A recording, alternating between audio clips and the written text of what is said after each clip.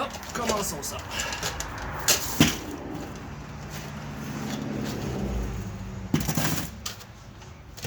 Avantage en travaillant dehors. Ben moins salaud.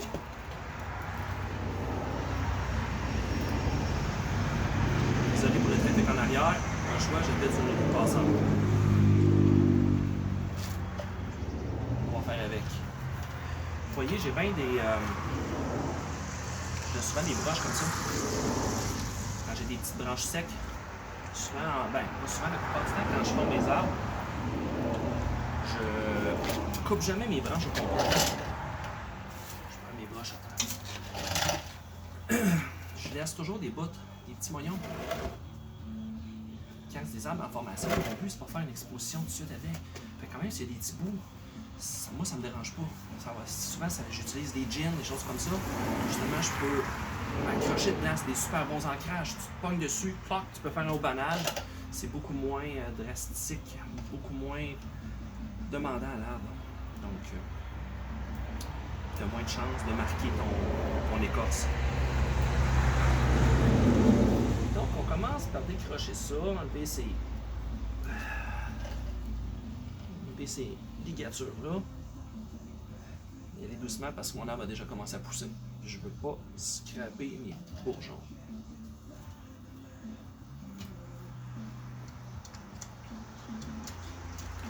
Bon. Je vais voir ce que je vais faire avec.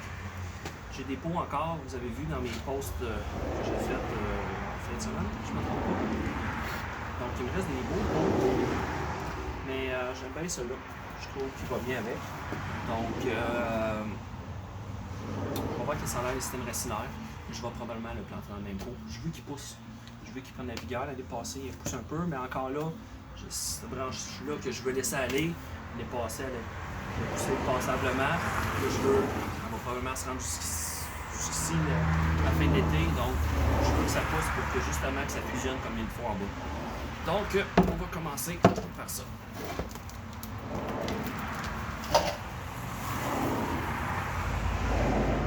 n'y a pas de racine qui sort en dessous du pot.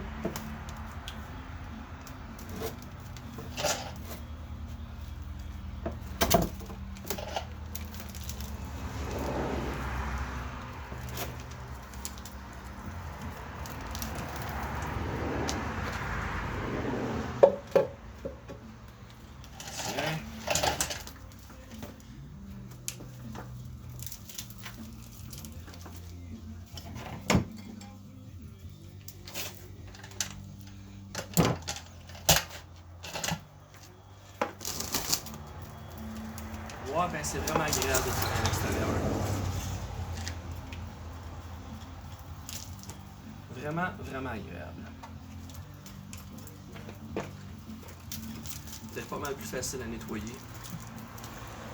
Si vous voyez pas là, mais à toutes les fois, passer un balai, nettoyer le plancher, tout le kit. Je nettoie ma table à dessin, j'utilise ma table de travail. Mais rien n'empêche que tout le temps la paille qui vole partout. Merci à ma femme là-dessus, qui fait le ménage souvent en arrêt de moi.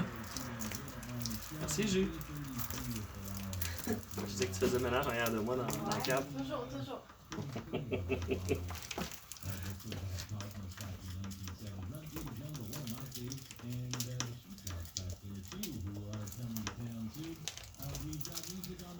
Quand je suis à l'extérieur l'été, un de mes trucs que j'utilise souvent, c'est un peu plus agressif, c'est correct. C'est une bonne façon de faire en utilisant ces pics-là. Mais souvent, ce que je vais utiliser, c'est la hausse directement. Tu utilises le gros jet, là. Tu mets ça, souvent j'utilise un ancien pot, une chaudière en plastique. Tu mets ton arbre sur le côté, puis tu utilises la hausse. La hausse, l'eau, tu envoies le jet, et ton arbre est sur le côté comme ça. L'eau rentre dans tous les petits raccoins, puis expulse tout le substrat. Donc, tu choisis un spot comme moi dans mon... Je peux faire ça pour n'importe où. Là. Ici, c'est pas... je sais pas comme en ville, là, c'est pas super... je mets un endroit sur mon terrain, là. J'envoie ça s'en va à terre. Puis justement, la terre, elle s'en retourne en terre, c'est pas grave. Puis ça permet justement de décomposer facilement sans endommager les racines. truc, ça va super bien. Tu peux arriver aussi, moi j'ai toujours des 45 gallons partout chez nous. 45 gallons avec de l'eau, de l'engrais. Je mets ça dedans. Un coup qui est rendu dans l'eau, les racines ça flotte. Il n'y a pas de poids. Puis tu fais juste secouer ça dans l'eau, puis tu utilises tes doigts en dessous. Là, tu peux le gruger comme ça. Là. Puis toute ta terre, ça se dissout au complet.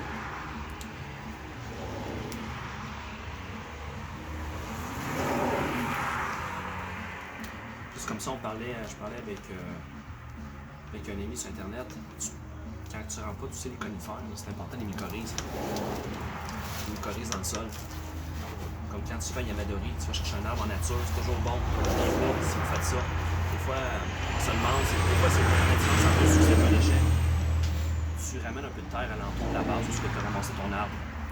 Puis, il y a des champignons naturels. Tu as des champignons symbiotiques, des champignons parasitaires.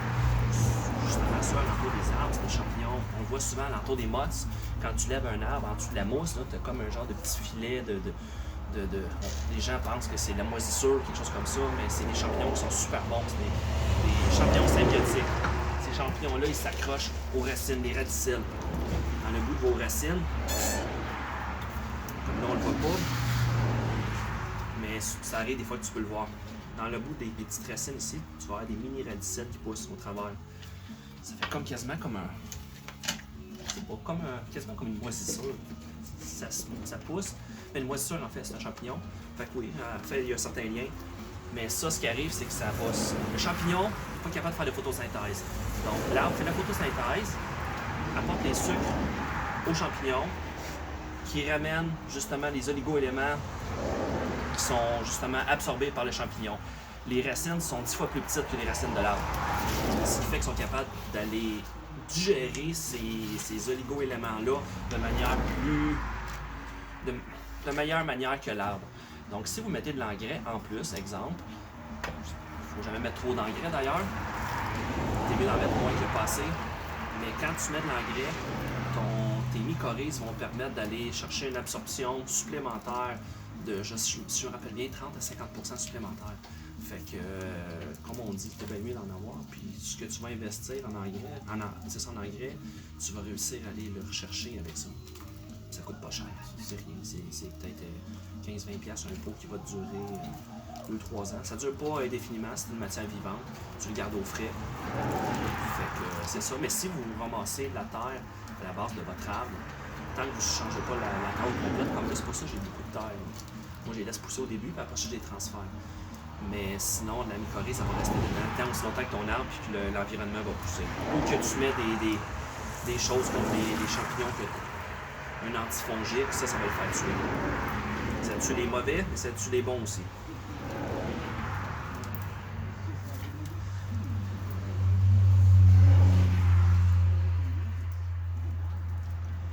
Bon.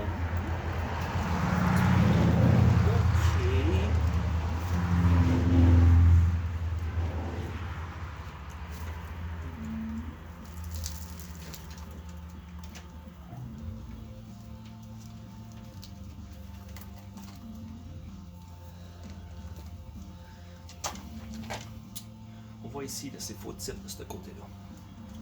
Regardez. C'est un arbre qui a poussé probablement sur de la roche, quelque chose. Vous voyez qu'il était probablement plus penché comme ça. Il n'y a pas de racine de ce côté-ci. Donc éventuellement, il faudrait que j'essaie de développer le système racinaire de ce côté-là. On peut faire des greffes, on peut les tailler, on peut ramer des racines, juste les spreader comme on dit, un peu mieux. C'est pour faire que je raccourcisse ces mognons-là.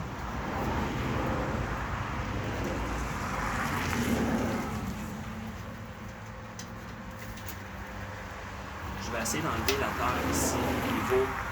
C'est toujours bon de laisser de la terre en passant, parce que c'est là que sont les radicelles et les mycorhizes. Cet endroit-là ici, il faut l'enlever la terre le plus possible pour éviter qu'il y ait une pourriture à la base puis permettre un bon système racinaire qui se développe au bas. Parce qu'on ne veut pas des racines à l'autre bout, on les veut sur le bord.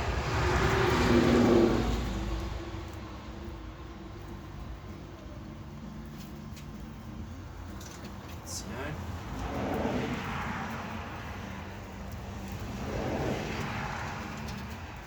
Ça Ça s'en vient bien.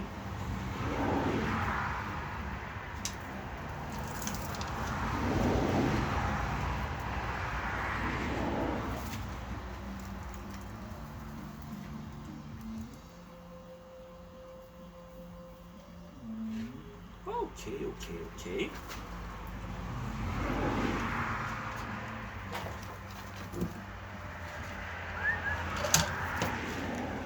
Il manque d'outils. Les outils sont tous dans la maison, bien sûr. Faites pas ça à la maison. C'est d'y aller un petit peu à la fois. Non, on va y aller de manière plus sage. Donc, je vous reviens dans quelques minutes. Je vais en chercher mes outils.